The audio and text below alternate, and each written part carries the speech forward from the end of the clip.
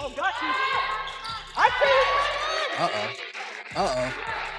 All right, what a day, what a day. The GOAT, Caitlin Clark, made her return to the basketball floor today. I showed y'all, we got some live clips. I'm going to show y'all some more. But the important part of this video, Caitlin Clark destroyed the WNBA, Nneka Aguma-K, Nafisa Collier, who tries to name drop her at her convenience to win people over, Brianna Stewart, the unrivaled co-founders, all these people that's a part of the board that's signing with Project B, and all of this stuff. Caitlin Clark called their asses out today. She said, stop playing games. We need to play.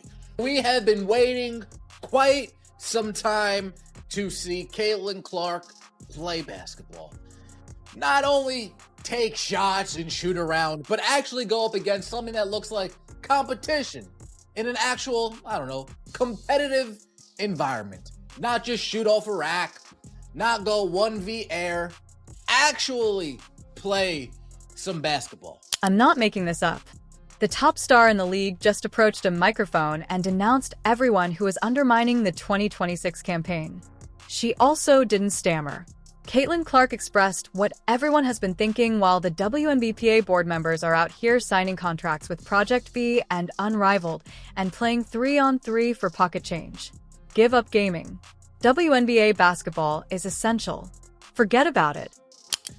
The crew has officially arrived for USA basketball camp in North Carolina. We got Caitlin Clark pulling up. We got Caitlin Clark and AB.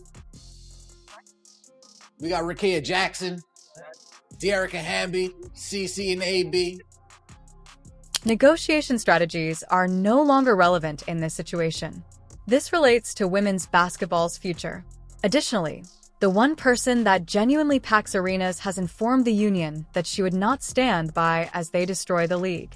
Allow me to explain precisely what transpired and why this is a game changer. For months, the WNBA and WNBPA have been negotiating a CBA. The deadline has been extended till October 30th. We are now considering January 9th. Fans are left wondering if there will even be a 2026 season after 140 further days of back and forth. This is when things get messy. The same individuals that negotiate on behalf of players are also signing contracts with rival leagues, according to the WNBPA board. The co-founders of Unrivaled, Nneka Aguma-K, Brianna Stewart, and Nafisa Collier, are expected to be negotiating with the WNBA in good faith. It's not even close to being covered by conflict of interest. Are you saying that the owners of a rival 3-on-3 league are also the ones holding up talks that would end the WNBA season? Make sense of it. Additionally, people have been waiting for a real celebrity to speak up. Not a union representative reciting talking points. Not a press release with clever wording. To express something genuine, we needed someone who could make a difference. Caitlin Clark comes in. She's barely returned to the court after her injury, and she's already over the circus. At USA basketball camp, she took the microphone and unleashed a bombshell that is still reverberating. This is the biggest moment the WNBA has ever seen, and it can't be messed up, the statement reads. We must play basketball while fighting for what we deserve. Our supporters want for that. Finish the quote. I'll translate that for you. I'm not playing your little 3-on-3 games, Caitlin Clark recently stated. I won't be unmatched.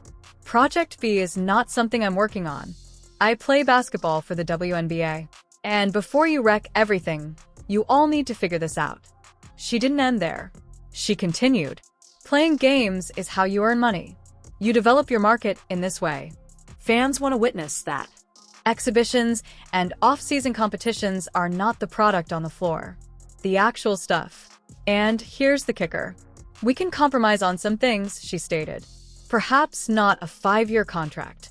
Do a 3-year CBA, return to the table sooner, and renegotiate once the league has truly expanded. However, we must play.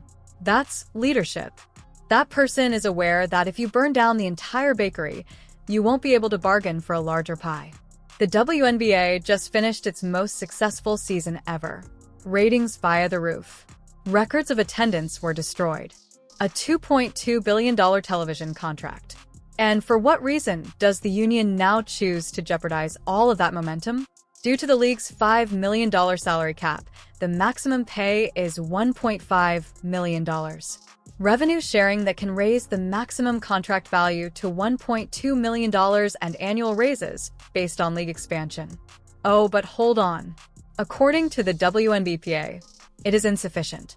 They claim that players only receive 10 to 15% of the estimated league earnings under the revenue sharing arrangement. They allege the league intends to abolish housing subsidies. Training camp may begin in March, they suggest. Let me clarify this. While you're playing 3-on-3 in a gym with 500 spectators and negotiating contracts with leagues that don't even have housing, you want to call off the season over housing subsidies. Caitlin Clark can see right through it. She is aware that this expansion is being fueled by her selling out arenas. Every game, she drew more than 17,000 spectators on average. ESPN is discussing the WNBA during prime time because of her. The $250 million price tag for expansion franchises is due to her. And she is saying, I'll bring in the money again, to the union. I'll fill the seats once more, but I need your permission to play. We may be creating something generational, so don't ruin this opportunity by worrying about housing or training camp dates. This is what no one is saying aloud. A speedy settlement is not what the WNBA board members, who have conflicting league interests, want. Their 3-on-3 league receives more interest each month that the WNBA season is postponed. Every dispute serves as unrivaled free advertising. Consider it. Nobody is interested in watching 3-on-3 basketball in February if the WNBA season begins on schedule. However, Unrivaled becomes the only venue to witness WNBA stars if the WNBA doesn't exist. That isn't a strategy for negotiating. It's a hostile takeover. And that was just called out by Caitlin Clark. She made it quite obvious without mentioning names or disparaging anyone. There are many at the negotiation table who are not in the best interests of the league. Her remarks are also perfectly timed. She is the one stating the truth while surrounded by other WNBA players at USA basketball camp. Neither the board members nor the union president. The player who says, "We need to play," is the one who really generates income. Who else noticed, The spectators. Social media took off. Everyone had been anticipating CeCe's opinion. She did not let us down. I'm not playing around with these alternative leagues, WNBA or nothing, she essentially stated. And that puts tremendous pressure on the WNBA because what is the union's justification if Caitlin Clark is openly stating that we must play and make concessions? When their biggest star says we should be allowed to play, they can no longer pretend to fight for what we deserve. An article regarding this catastrophe was written by CBS Sports. The WNBA is undermining its own product again, is the headline.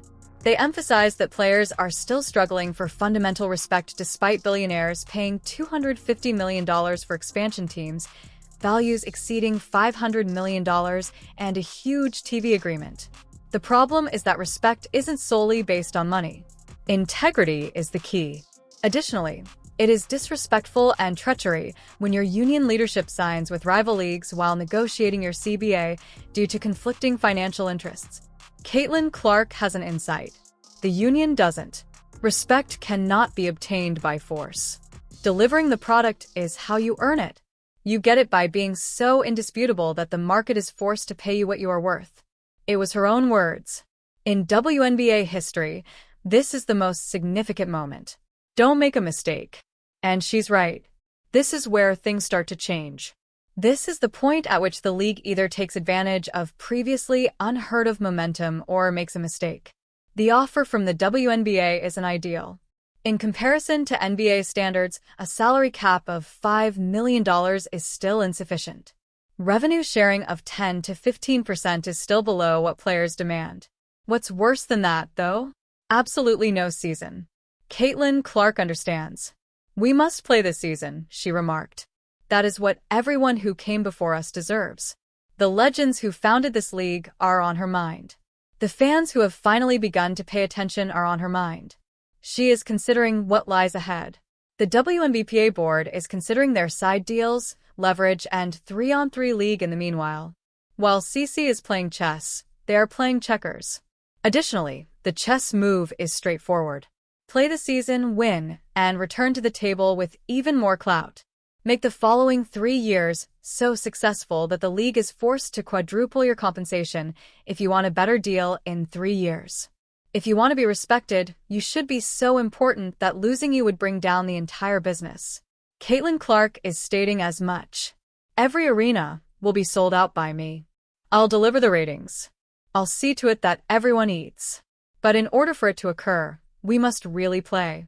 Potential cannot be consumed. Checks from a season that has been cancelled cannot be cashed. And let's be honest about something else. The WNBA needs Caitlin Clark more than the other way around. She may travel abroad and earn more money. She could do media deals and endorsements without ever touching a basketball. However, she aspires to be a WNBA player.